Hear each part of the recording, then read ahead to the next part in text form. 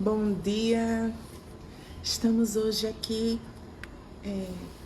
na nossa live e a nossa convidada será a monja Gen Khalsan Janlan, que fez um reset na sua vida e que vem nos ensinar como ser feliz desenvolvendo a nossa espiritualidade. Nós somos o projeto Reset Humano, estamos vivendo em prol do DNA, que é a natureza. O nosso projeto nasceu na montanha. Siga-nos no nosso Spotify, nas nossas plataformas digitais, no nosso Instagram. Somos ouvidos em 24 países e convidamos hoje você para estar conosco vivendo esse momento para entender um pouco o que é felicidade dentro do conceito nosso que já existe e dentro do conceito mais espiritualizado, que é o que a monja vem trazer para a gente. Vamos ver se ela já está conosco.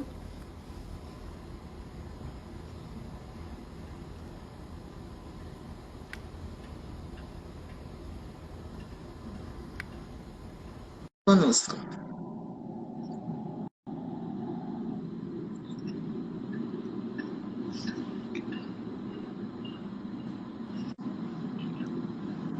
Bom Olá. dia. Bom dia, você está me ouvindo? Estou te ouvindo bem.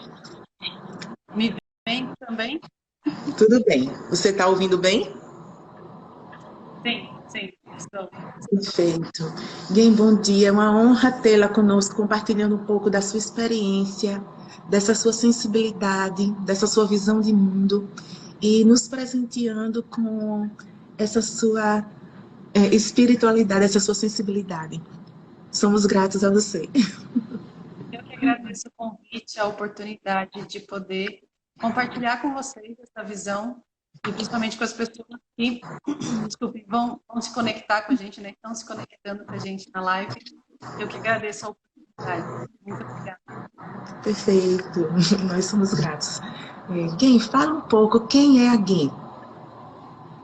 Então, vou me apresentar, né?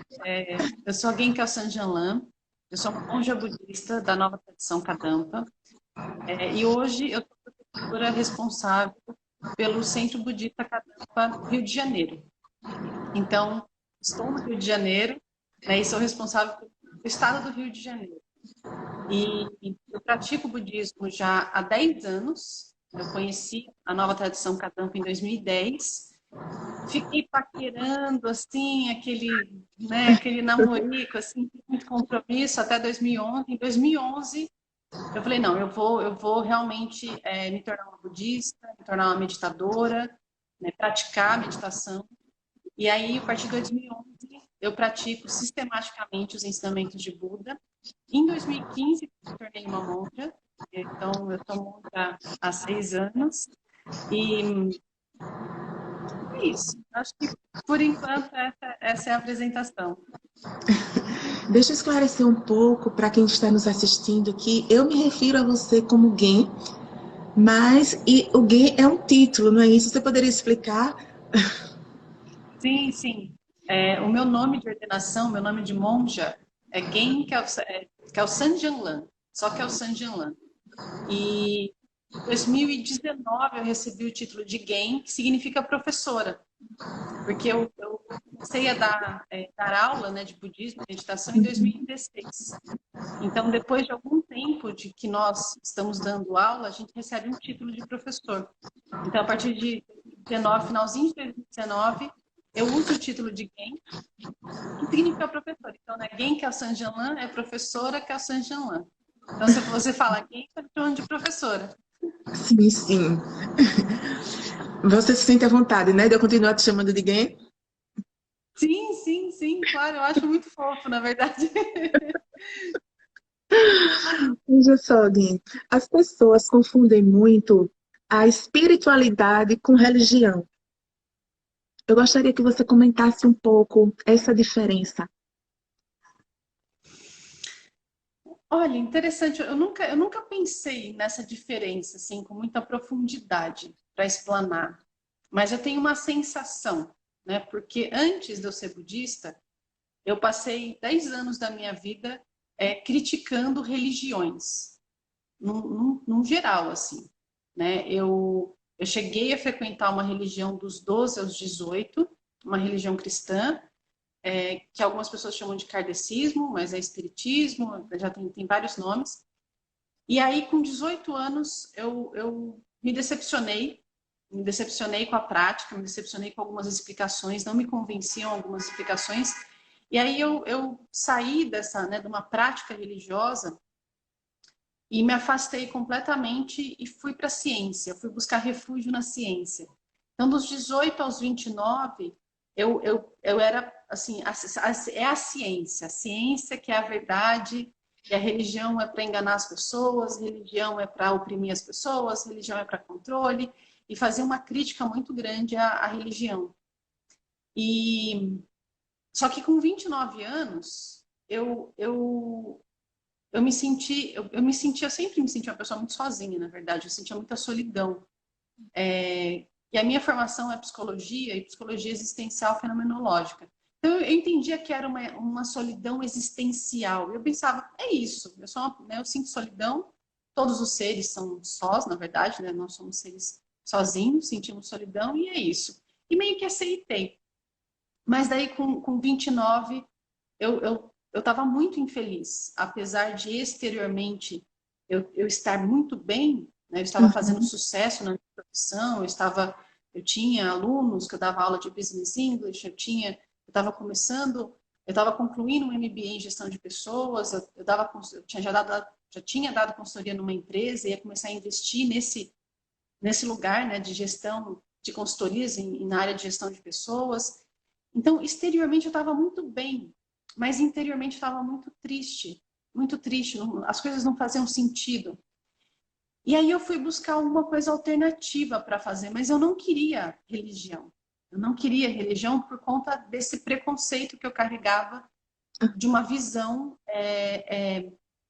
que existe das religiões. Eu entendo, porque realmente existem muitos guias espirituais, muitos mestres religiosos que realmente manipulam as pessoas, que realmente enganam as pessoas, que isso realmente acontece. E aí eu fui procurar coisas alternativas para cuidar da minha mente, porque eu estava triste, né? Aquela assim, eu tenho tudo, mas eu tô triste, não faz sentido isso. E a meditação me preencheu, né? A busca de uma paz interior me preencheu. E o budismo me conquistou, né? A filosofia budista me conquistou pela lógica. E aí, a manifestação de uma espiritualidade, eu entendi como a prática de virtudes. Então, quando nós praticamos virtudes, né, sabedoria, compaixão, amor, paciência, humildade, independe do rótulo religioso, nós somos pessoas espiritualizadas quando praticamos isso. Então, se a gente pegar, né, o que classifica uma pessoa espiritualizada? Se a gente for avaliar, é realmente uma pessoa que pratica humildade, generosidade, compaixão, amor, paciência, que são virtudes. E aí a gente encontra essas pessoas em todas as religiões. E a gente encontra essas pessoas também fora das religiões. Porque é uma prática interior de virtude.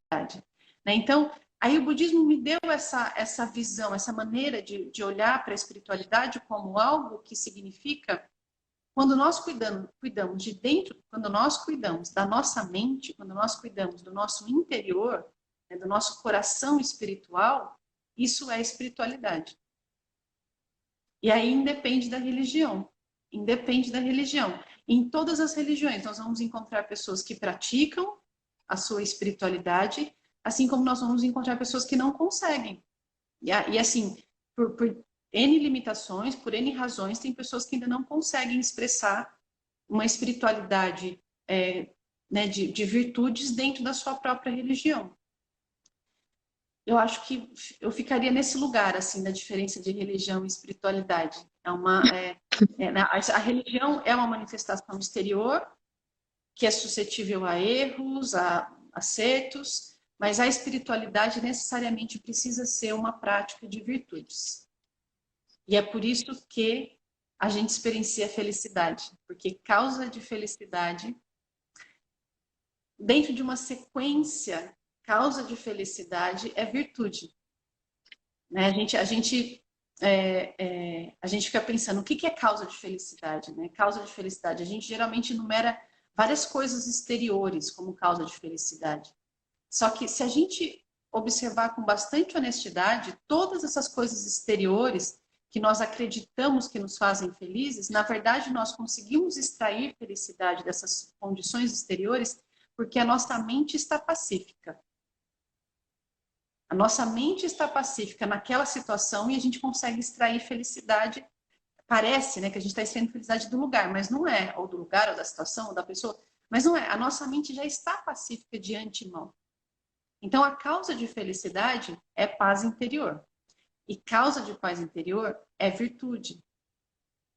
Então, se você pratica compaixão, amor, generosidade, humildade, sabedoria, se você pratica isso genuinamente, sinceramente, honestamente, mesmo que você não queira, você vai experienciar paz mental.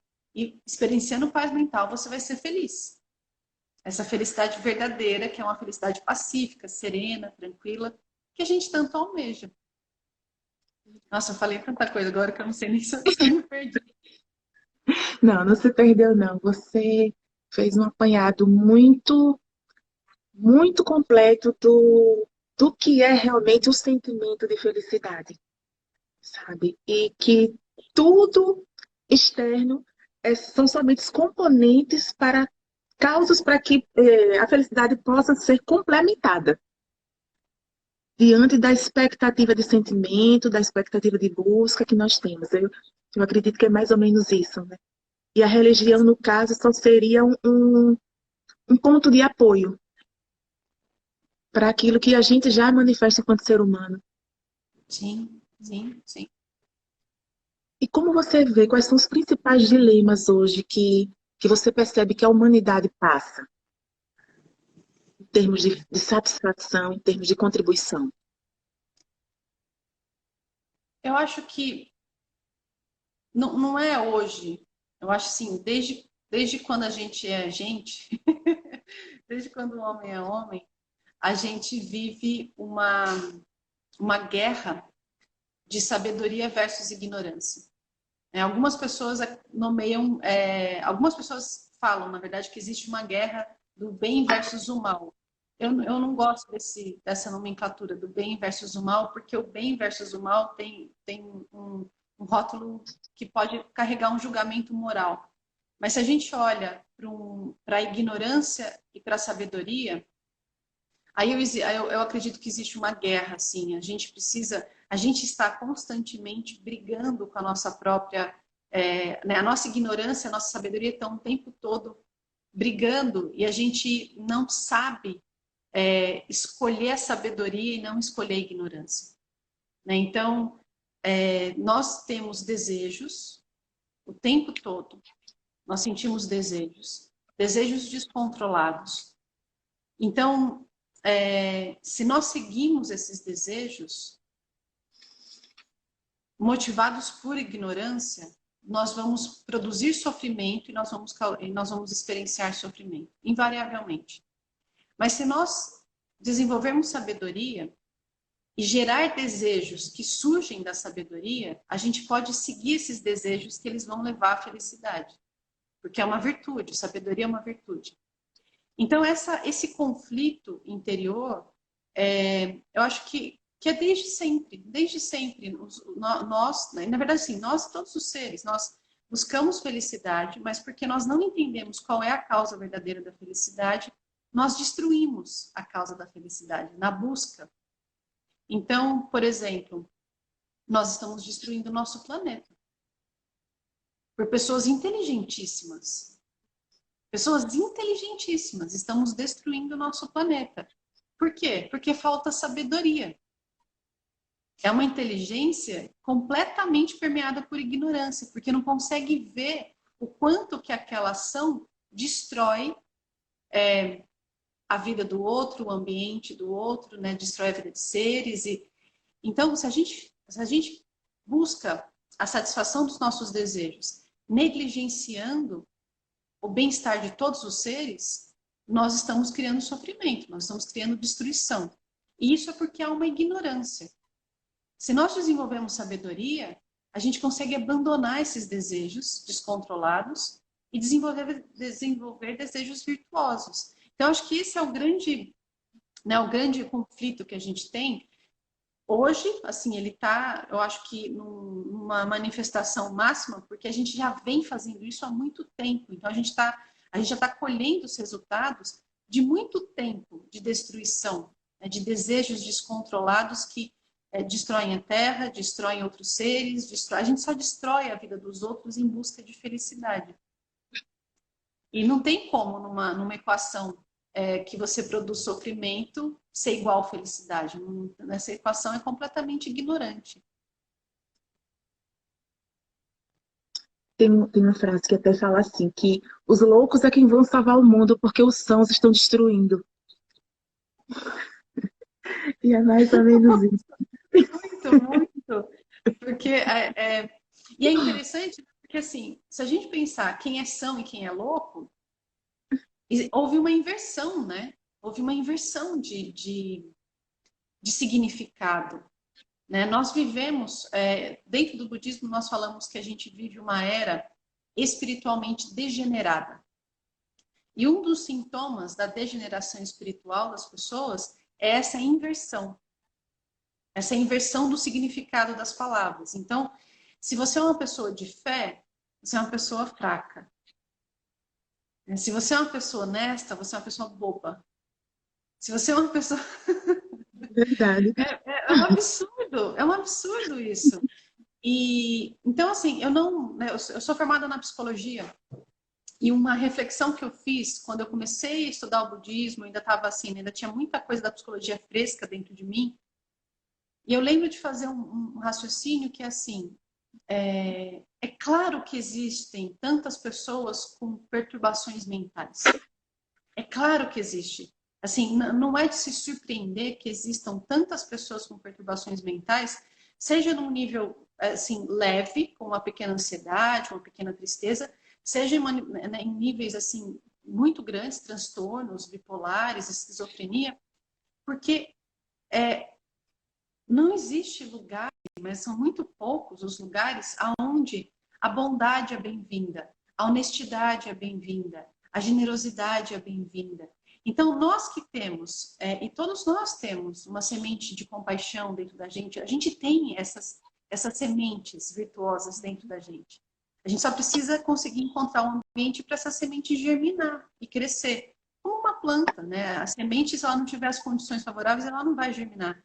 Então, todos nós temos essas sementes de virtudes dentro da gente. E aí a gente encontra um ambiente onde nada disso é bem-vindo. A gente adoece. As pessoas adoecem. Porque você tem que enganar, você tem que ser o primeiro, você tem que roubar, você tem que puxar o tapete, E tudo isso é muito na contramão do que realmente nós somos. Né? Nós somos seres coletivos, nós somos seres sociais, né? Nós dependemos uns dos outros.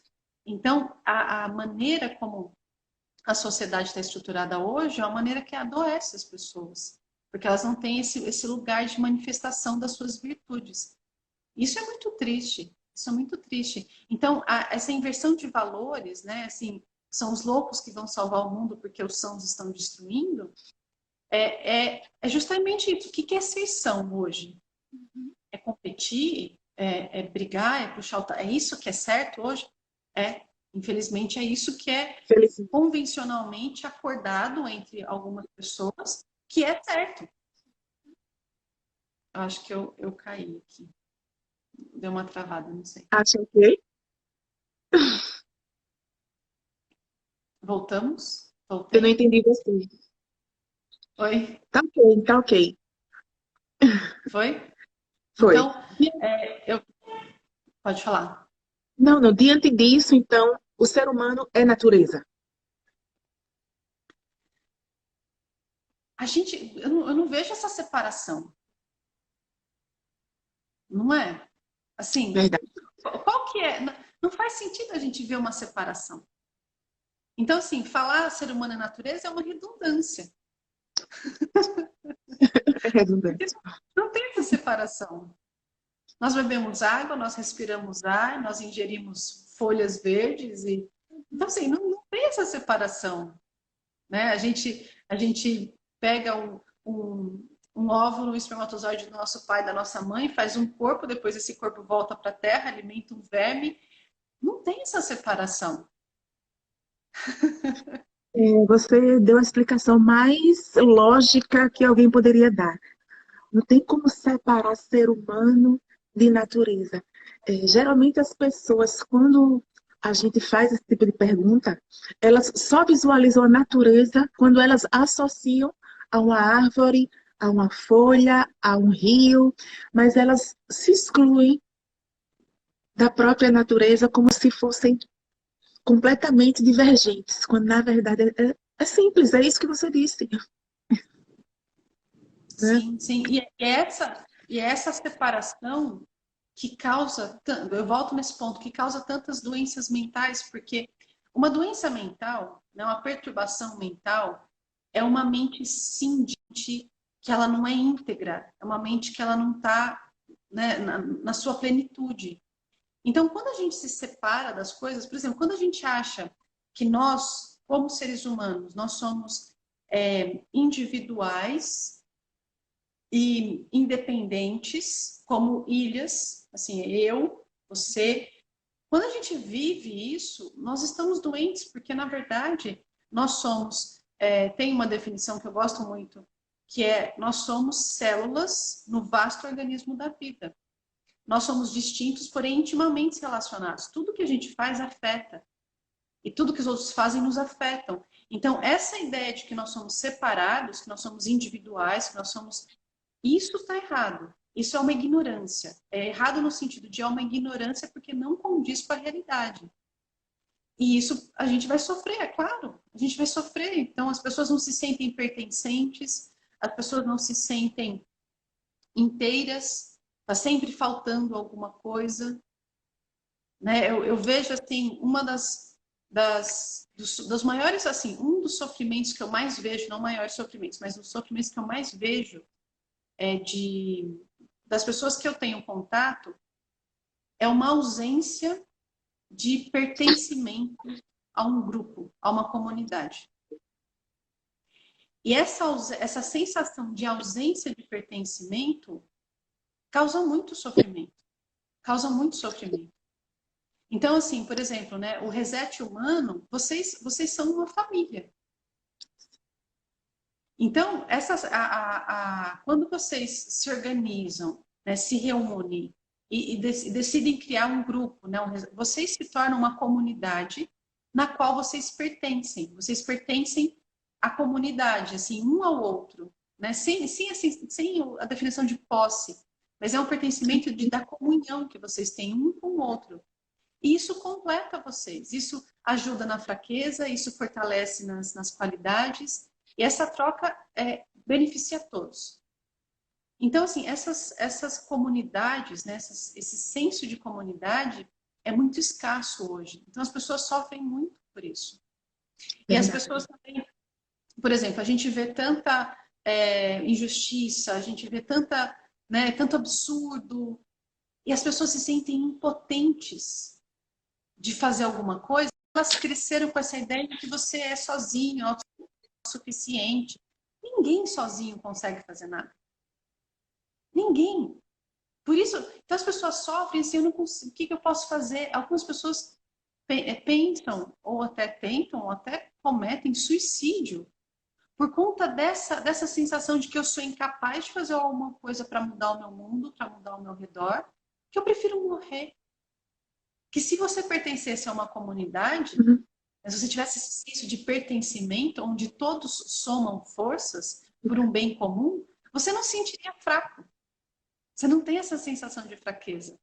Então, é muito importante, né, a gente encontrar a nossa turma, encontrar a nossa comunidade a qual a gente pertence e a gente consiga manifestar nossas virtudes, né, onde as nossas virtudes sejam bem-vindas, porque às vezes acontece o contrário, né? As pessoas conseguem se unir para praticar todas as não virtudes juntas, né? Sim, Chama assim, crime organizado, por exemplo, né?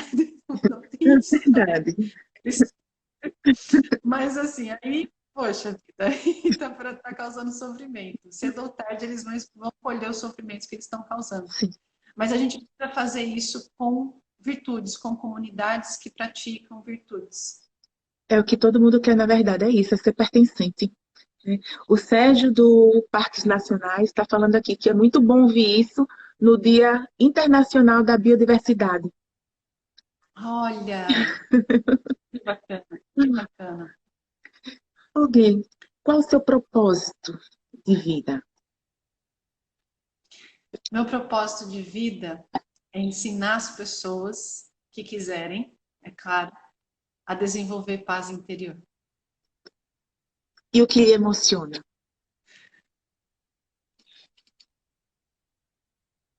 Acho que eu congelei um pouquinho, você congelou, não sei, eu não ouvi o que você falou. O que lhe emociona? O que me emociona para um sentido positivo ou negativo? Pode comentar os dois. Estamos abertos. Pode. Porque, por exemplo, quando um aluno relata uma situação, por exemplo, que ele conseguiu não sentir raiva, ele conseguiu agir de maneira virtuosa, onde antes ele agiria com raiva, ele agiria de maneira estourada. Quando o aluno me relata, fala assim, ele fala, nossa, Jean, professor, eu consegui, é uma situação que eu sempre fazia isso, estourava com a pessoa, e daí na hora que eu me vi naquela situação de novo, eu pensei, não vale a pena, não vale a pena, eu não vou deixar essa situação roubar minha paz interior, e muda internamente. Então, quando eu vejo uma pessoa conseguindo colher os resultados de um treino, né, de meditação, de um treino em virtudes, isso me emociona muito, isso me emociona muito. Ontem, por exemplo, eu tive um relato de um aluno que ele contou, ele foi assaltado, uma pessoa colocou um revólver na direção dele e falou, passa o celular, passa tudo, você perdeu. E ele falou que ele conseguiu ficar tranquilo o tempo todo. O tempo todo. E aí ele falou assim, eu tenho certeza que é por conta da minha prática que eu tenho. Ele pratica há poucos anos, há uns 3, 4 anos, mas assim, é bastante tempo, por um lado, né? Isso me emociona muito ver as pessoas colhendo o resultado de um treino de meditação, de um treino de virtudes. Isso me emociona para o lado positivo. Para o lado negativo, eu fico muito emocionada quando eu vejo o quanto as pessoas estão mergulhadas dentro dessa ignorância que produz sofrimento.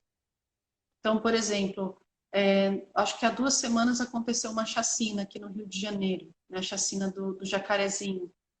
E eu acompanho alguns canais aqui no Instagram, que são canais não, perfis, que são perfis de jornalismo independente de dentro das favelas. Sim. Então, assim, a gente tem uma versão do que realmente acontece que é bem diferente da versão que é colocada numa grande mídia, né? E aí eu fiquei assim assistindo, né? Por alguns minutos eu fiquei assistindo todos os relatos, todos os vídeos das pessoas dentro da favela, filmando a entrada dos policiais, o desespero deles. E aí e eu vou ficando muito emocionada no sentido de ver o tamanho da ignorância, o tamanho da ignorância, né? A ignorância que faz com que exista uma maneira de existir como aquela. E aí eu consigo sentir, por conta de um treino, tá? Eu não sentia isso antes, mas por conta de um treino, eu consigo sentir compaixão pelo policial e pela comunidade. Porque é muito sofrimento. Se você pensar, imagina se você fosse aquele policial, entrando e chacinando por vingança, por... Que mente é essa? Que mente é essa que é capaz de fazer isso? É uma mente muito animalesca, E aí eu olho e falo, é muita ignorância, é muita ignorância. Essa pessoa sofre muito. E por conta do sofrimento dela, esse sofrimento transborda a ponto dela causar muito sofrimento aos outros. mas é muito sofrimento. Então, isso me emociona muito.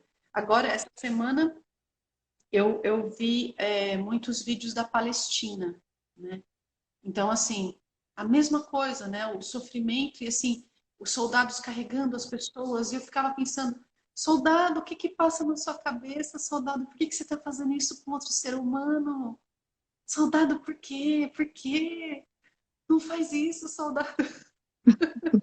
Então, isso é uma coisa que me emociona também, né? Que, assim, que me entristece, é uma tristeza que eu sinto, mas que eu consigo elaborar rapidamente para não me deprimir e Sim. impedir que eu consiga ir minha vida e seguir meu trabalho, né? Então, essas duas maneiras que eu me emociono.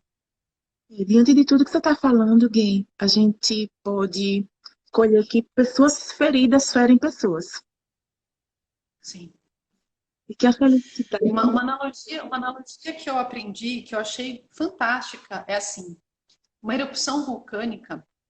Eu acredito que muitos de vocês do Reset Humano já tenham visto, né, e chegado muito perto de um vulcão nas trilhas de vocês, não sei.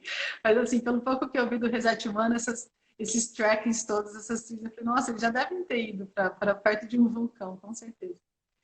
Quando a gente vê um vulcão em erupção, a lava que sai, né, do vulcão é uma amostra grátis do que tem lá embaixo. É uma amostra grátis. É assim, uma porção ínfima. É 0,0000000 do que tem realmente lá embaixo. Então, o que sai é só uma amostrinha do que tem lá dentro. Quando uma pessoa profere palavras que ferem, quando uma pessoa profere ações, né, executações que ferem, que machuca, é como um vulcão erupção que saiu um pouquinho do que tem lá dentro de sofrimento. Então, imagina a quantidade de sofrimento que tem dentro dessa mente para ela ser capaz de, ao abrir a boca, ao fazer um gesto, que isso que sai para fora é sofrimento. É muito sofrimento lá dentro. É muito sofrimento lá dentro. Então, é por isso que a gente fala, né? No budismo a gente fala a única resposta adequada é compaixão. A única resposta. Nós não estamos negando o fato de que a pessoa está causando sofrimento, está fazendo algo errado, etc. Mas ela não dentro dela há tanto sofrimento que é como se ela não tivesse escolha. Quando ela abre a boca, quando ela faz uma coisa, a única coisa que pode sair de dentro dela é isso, porque é a única coisa que ela tem. Então, se nós realmente amamos as pessoas e sentimos compaixão por elas, nós queremos remover esse sofrimento de dentro dela, para que ela não cause mais sofrimento para os outros. A gente quer que primeiro ela pare de sofrer.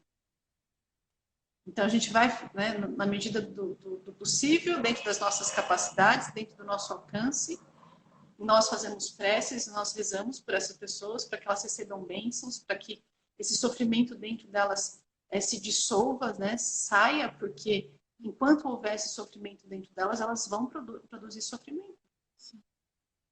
A gente aprende muito a negar quando a gente pratica compaixão, não o ser humano, mas sim a atitude do ser humano. A gente passa a amar o ser humano rejeitando as suas atitudes e não odiando o ser humano, né? E é muito bonito. Sim, essa é uma habilidade muito importante. E não só com os outros, mas com nós mesmos. Então, nós precisamos aprender a separar nós mesmos das nossas falhas. Porque a gente precisa olhar para as nossas falhas com honestidade e falar, opa, olha aqui, isso daqui não é bom. Eu preciso eliminar isso de mim. Então, se a gente faz essa separação e consegue olhar com honestidade para nossas falhas, a gente consegue eliminar as nossas falhas, sem atacar nós mesmos. Verdade. Porque o que acontece é que a gente não consegue fazer essa distinção, porque a gente não consegue fazer essa distinção com os outros, a gente não separa a pessoa das ações dela, a pessoa das falhas dela, a gente faz isso com a gente mesmo. Então, porque eu sou uma pessoa horrível, porque eu sou assim, porque eu sou muito raivosa, porque eu sou muito invejosa, porque eu não sei o que, eu sou horrível. E a pessoa vai se atacando e a autoestima dela vai para o chinelo. Verdade. Quando não, assim, você tem que olhar e falar, olha, às vezes eu sinto raiva, às vezes eu sinto inveja, isso me faz mal, eu não quero mais. Ou por exemplo, né, um debate um pouco mais sério, né? Olha, eu cresci numa sociedade machista, racista, e eu reproduzo machismo e racismo sem perceber. Eu sou racista e machista, mas eu não quero ser, eu não quero mais essas qualidades negativas. Então, a gente separa e ataca o que precisa ser atacado. Eu Sim. não quero reproduzir mais machismo, eu não quero mais reproduzir racismo, porque eu cresci dessa maneira, eu achei que isso era certo. Mas agora eu vejo que não é, eu não quero mais. Ao invés de ficar, nossa, eu sou uma pessoa horrível mesmo, eu sou uma pessoa. Não, isso não ajuda em nada. O primeiro ato de compaixão é conosco, né? Sim, sim. A gente precisa primeiro aprender a nadar para depois ajudar os Para outros a depois nadar. ensinar. Verdade. Na sua visão, Gui, a felicidade é a ausência de sofrimento?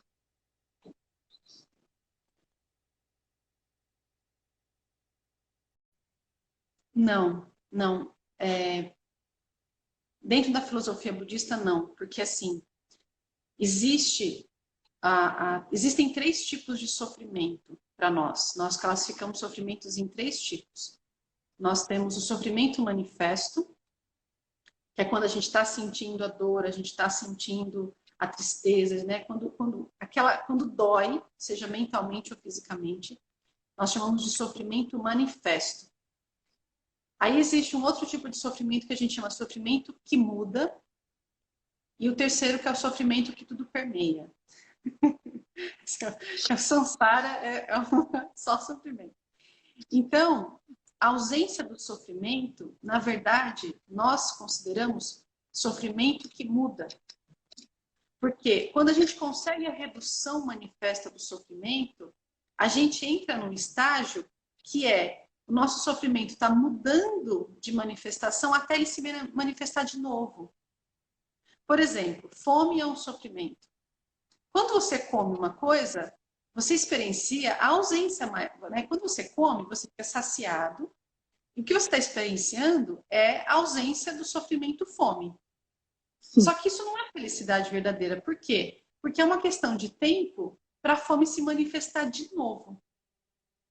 Então, aquela alegria, aquela satisfação que a gente extraiu da cessação de um sofrimento manifesto, na verdade, é só um sofrimento que muda. E daqui a pouco ele se transforma em sofrimento de novo, manifesto. Então, você pode colocar isso para tudo que você. Tudo. Fome, sede, sexo, dormir, comprar coisas novas, tudo. A gente experiencia um sofrimento manifesto e a gente fala assim. E a gente procura uma maneira de cessar esse sofrimento e daí a gente fica satisfeito. Isso não é a felicidade verdadeira. A felicidade verdadeira, ela é a experiência de uma mente pacífica. E uma mente pacífica, por que isso, né? Porque assim, nós temos... Quanto tempo a gente ainda tem? Eu tô falando tanta coisa. Eu acho que a Mais gente ou vai menos uns 30 passar. minutos ainda. É. Que as lives Porque agora estão passando mais um pouquinho de uma hora. nós temos 6 consciências.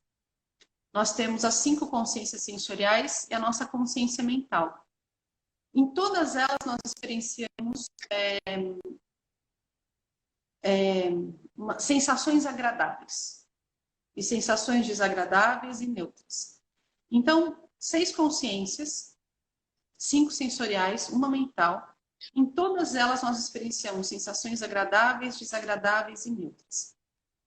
Quando nós experienciamos uma sensação agradável na nossa consciência visual, por exemplo, a gente vê um belo pôr do sol, uma bela montanha nevada, né? Então, é só uma experiência agradável na consciência visual. E é aquilo. Quando essa experiência cessa, a felicidade cessa. Se aparece uma visão de algo desagradável, experienciamos uma sensação desagradável.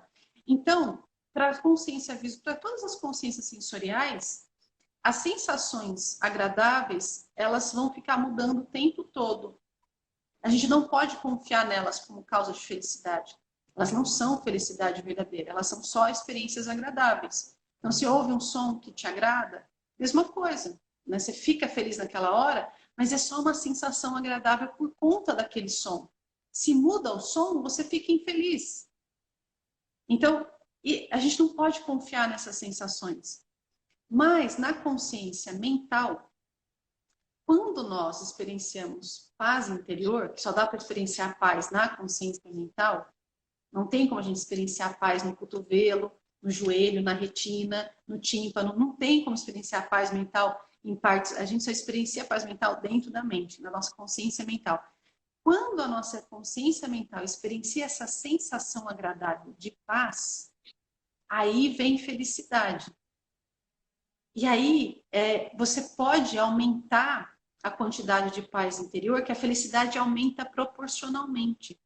Ela não vai mudar. Por exemplo, se você está comendo uma coisa que você gosta, você fica feliz no começo. Mas se você insiste e vai aumentando, e vai comendo, e vai comendo, e vai comendo, vai chegar uma hora que você vai começar a passar mal. Ou seja, aquele sofrimento muda. O que você achava que era uma felicidade, na verdade, muda. Por isso a gente chama sofrimento que muda. Ele muda de natureza. Ele aparece como felicidade e muda para sofrimento. Né? Eu falo, eu estou muito cansada, eu vou deitar, vou esticar as costas. A hora que você deita, uau, que delícia. Fica lá, 10 horas, 13 horas, 16 horas. Seu corpo não aguenta. E aquilo se transforma num sofrimento. E aí você tem que sair da cama. Então, tudo que a gente considera que é felicidade, que a gente experiencia as nossas consciências sensoriais, na verdade é sofrimento que muda. Se a gente insiste na fonte, aquilo se transforma em sofrimento de novo. A paz interior não. Você pode aumentar a paz interior, você vai aumentando a paz interior, vai aumentando, vai aumentando. Não vai chegar uma hora que você vai falar assim, nossa, estou sentindo tanta paz que eu não aguento mais. Não existe isso. Quanto mais paz, mais felicidade. E aí, quando a gente consegue chegar num nível de paz interior relativamente suficiente para a gente se autossustentar com a nossa paz interior, a gente começa a transbordar isso para as pessoas ao nosso redor. Verdade.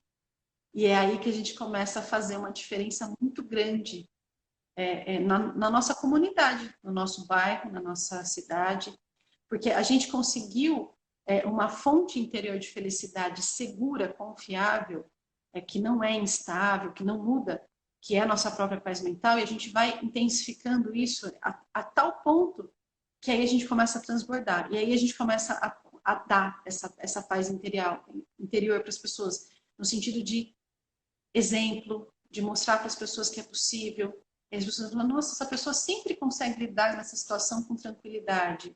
Eu quero isso para mim também. E aí a gente começa a fazer a diferença.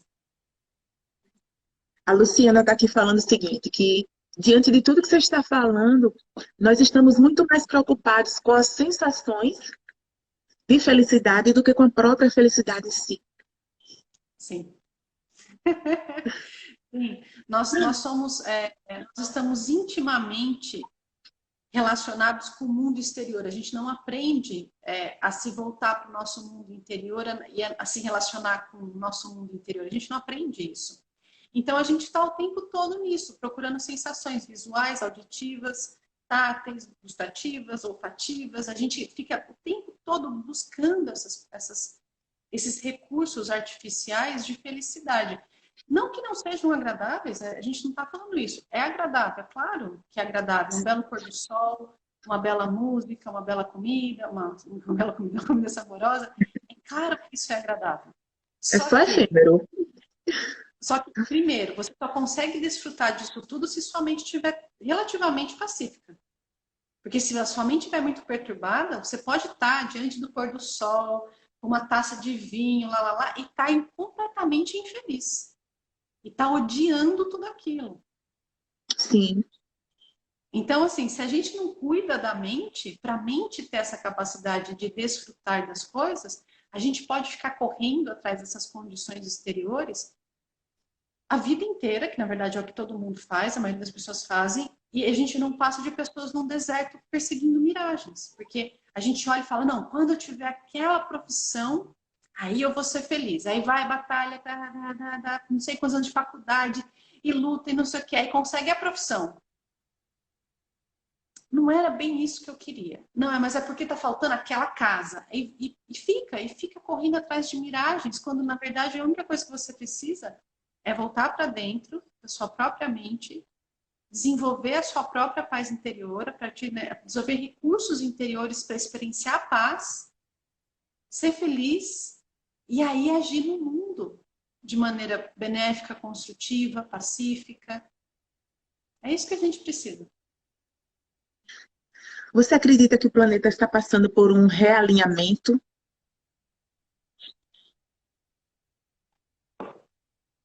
Eu nunca olhei por esse lado.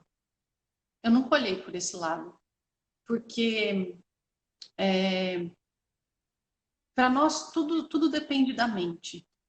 Tudo depende da mente. Então, não é uma questão se o planeta está de um jeito, está de outro. Não é tanto isso, o exterior.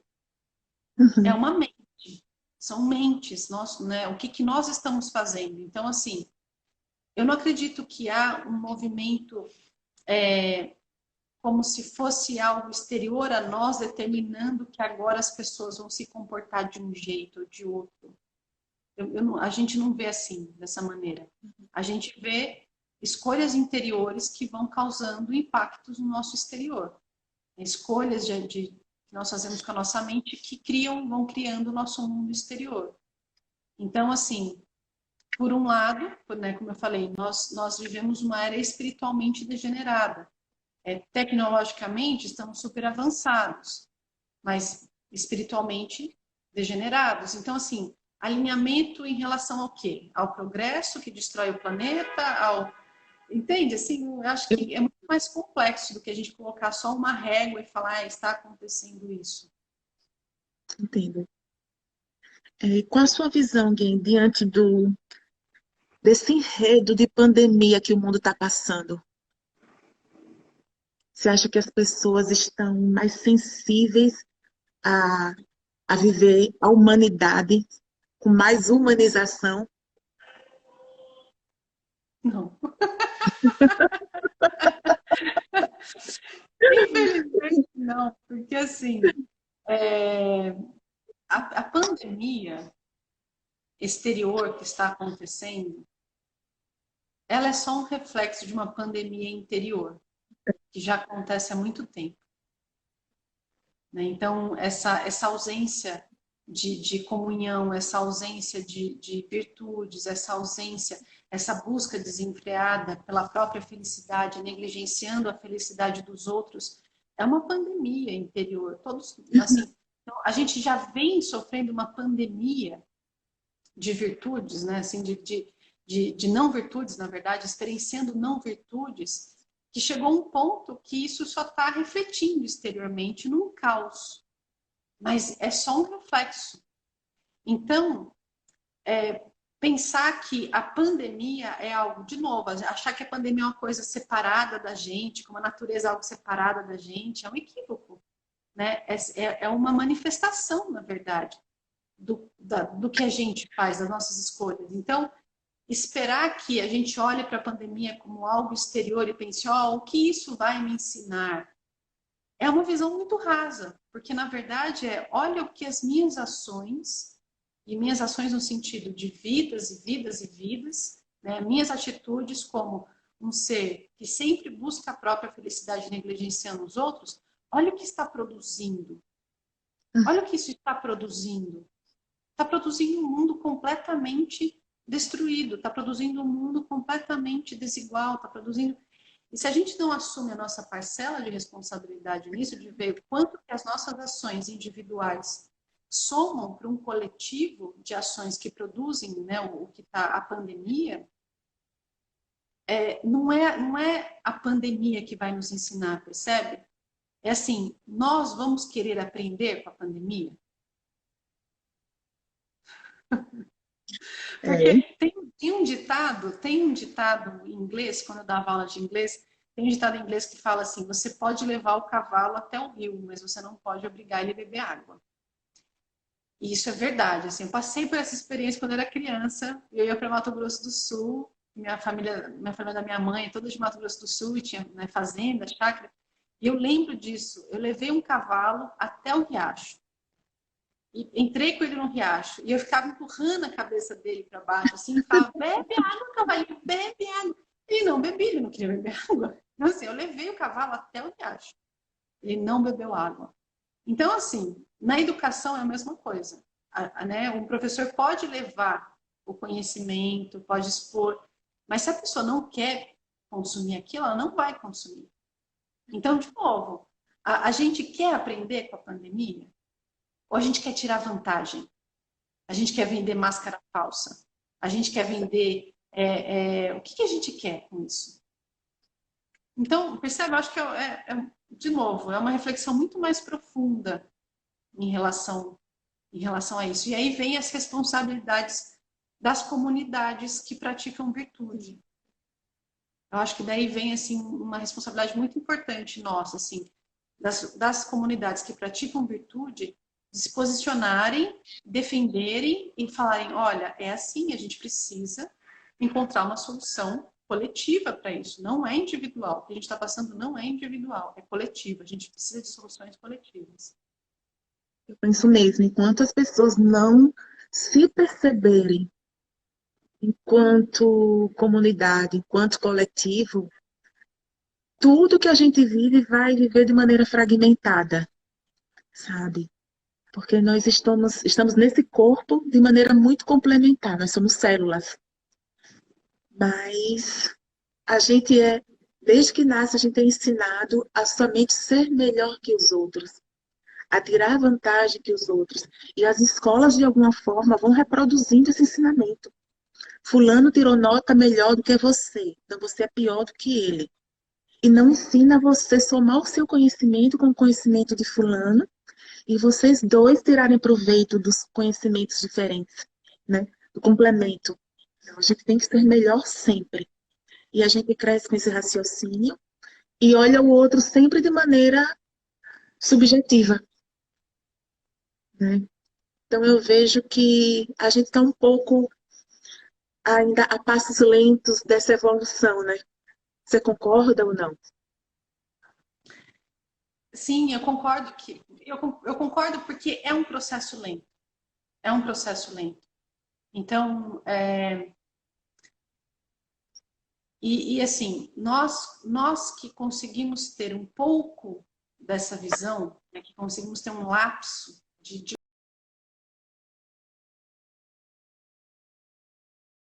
uma coisa, aí de fato vai ser muito mais devagar do que já está.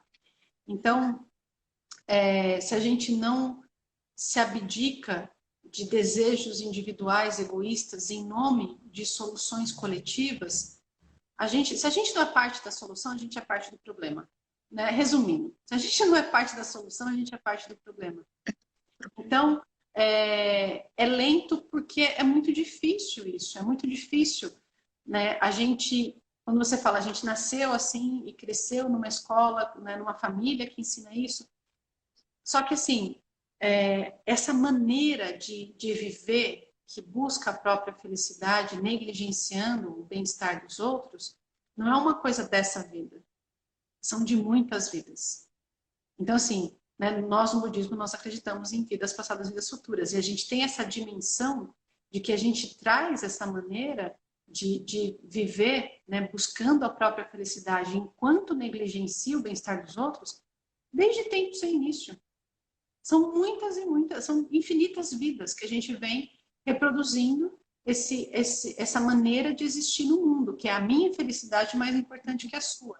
Então, quando a gente encontra alguém que fala o contrário, alguém que fala, olha, talvez essa não seja a melhor solução dos seus problemas, a gente fica assim, tipo, como assim? É uma coisa muito inédita, uma coisa muito inédita. Então, demora muito tempo e pode demorar muitas vidas para a gente conseguir abandonar essa maneira de existir. Então, assim, no budismo, a gente trabalha, né, eu vejo o pessoal falando do movimento que está indo contra o fast, né, fast food, o slow food, fast não sei o quê, slow lá, lá, lá. E assim, no budismo a gente é um slow desenvolvimento espiritual, porque a gente pensa em vidas, vidas e vidas, para a gente conseguir aquisições verdadeiras dentro da nossa mente. A gente não tem essas, não, porque vou meditar uma semana e pronto, nunca mais sentir raiva. Não, não.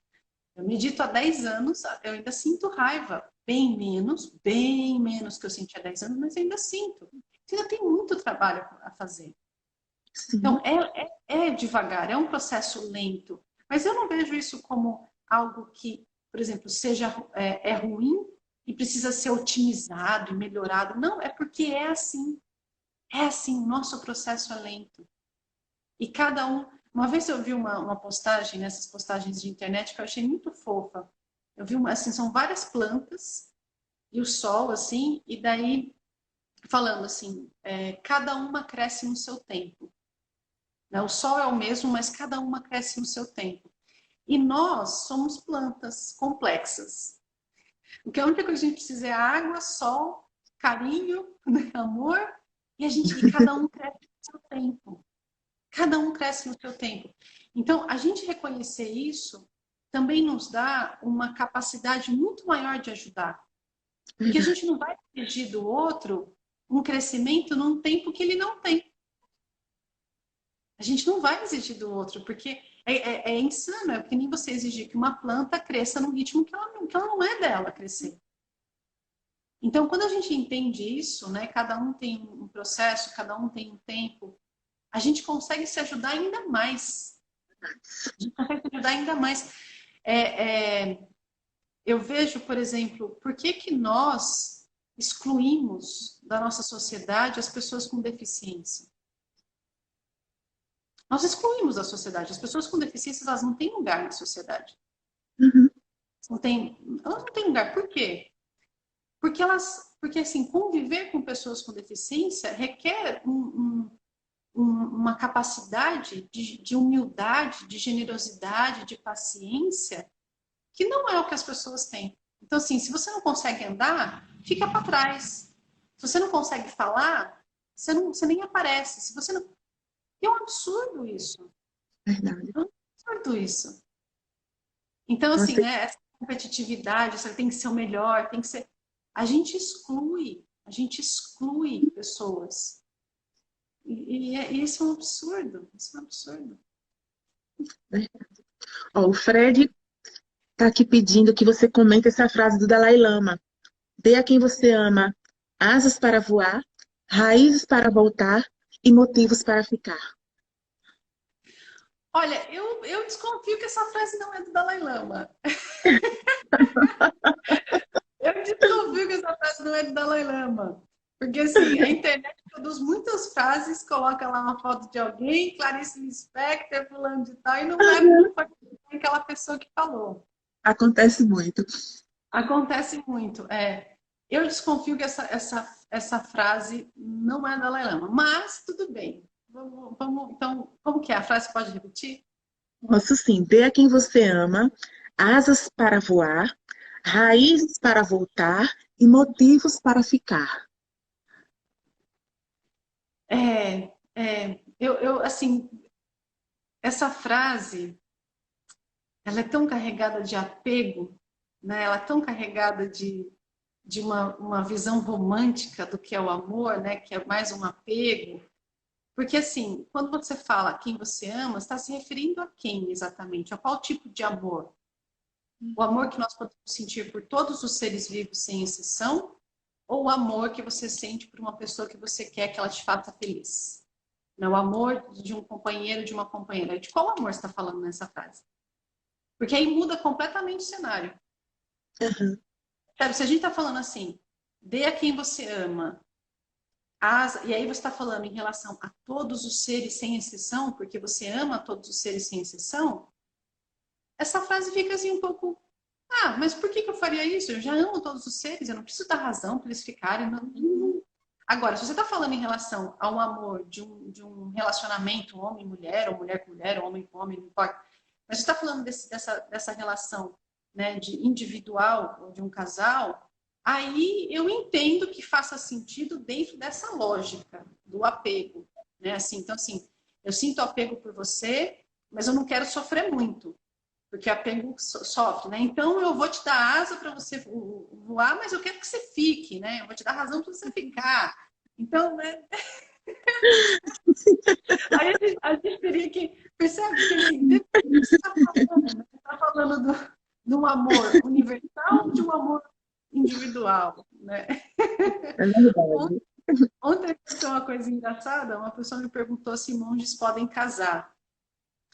E eu falei não, e eu dei a justificativa, né? Do por que não. E a pessoa falou assim, mas essa maneira de ver casamento é uma maneira eurocêntrica, católica. Na tribo Yorubá, por exemplo, significa não sei o quê. Eu falei, mas você me perguntou de acordo com a versão Yorubá ou com a versão católica? Você tinha que ter me explicado antes, então, da pergunta. Porque, com certeza, você me fez a pergunta dentro da visão católica, que a gente entende o que é um casamento. Eu respondi dentro disso. Então, assim, a gente sempre tem que entender qual é a narrativa, né? O que significa falar isso. Quando você ama alguém, dê a essa pessoa asas, de que amor você está falando? De qual narrativa é essa? Porque a gente pode estar falando de coisas completamente diferentes, usando as mesmas palavras. Então, por exemplo, o que muitas pessoas chamam de liberdade, eu chamo de escravidão. Eu sou livre para fazer o que eu quero. Você é escravo dos seus desejos descontrolados.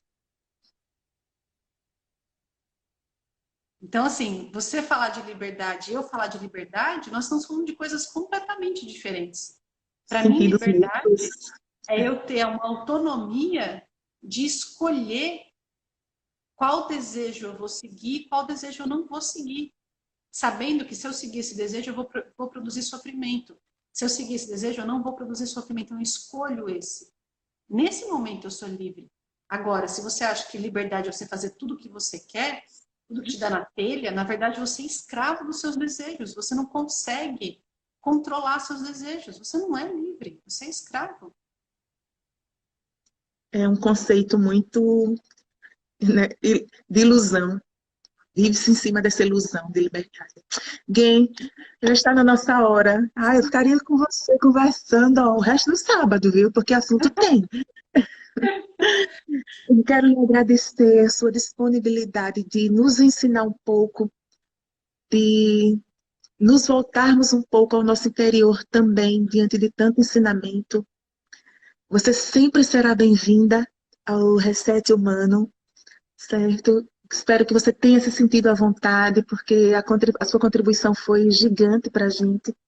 E deixo você para a mensagem final. O que é que você quer deixar para esse mundo? Sim, muito obrigada. Eu agradeço o convite, eu agradeço o espaço, né, de poder falar com pessoas com que eu não falaria, né, eu não teria um alcance, porque é um outro universo, né, um outro mundo. E essa troca, né, das comunidades é muito rica, eu acho muito rico isso. Então, eu agradeço e eu me coloco à disposição, eu estou sempre à disposição, sempre que vocês precisarem. É só a gente conseguir conciliar nossas agendas, né? Nossas agendas.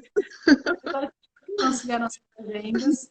Eu também estou sempre aberta para a gente refletir, para a gente poder trazer essas reflexões para as pessoas, né? Então, eu espero que tenha sido proveitoso, né, para todos que estavam acompanhando e para aqueles que estão assistindo depois, né? Porque as lives... ela fica salva? Não sei. Vamos, a última não ficou porque o Instagram não deu a opção, mas a intenção é deixar salva. Bom, vamos ver. Então, caso tenha ficado salvo, você está assistindo essa live depois, muito obrigada pela paciência de ter assistido até aqui. Sabe uma coisa que eu pensei, Andressa? Eu fiquei muito à vontade, tá? Porque, assim, a sensação que eu tenho é que a gente é amiga há muito tempo, né? Porque eu pensei assim, olha só, o Quinho... não, você me conheceu porque você viu uma live minha com o Quinho, não foi? Isso. Aí eu te conheci porque eu vi uma live sua com o Quinho. Aí agora a gente está fazendo uma live. Aí eu pensei, o Quinho tem que assistir essa live. Ele inclusive colocou mensagem, eu amo essa punk. Porque eu sou punk. Sim. Bom, eu fiz um parênteses aqui.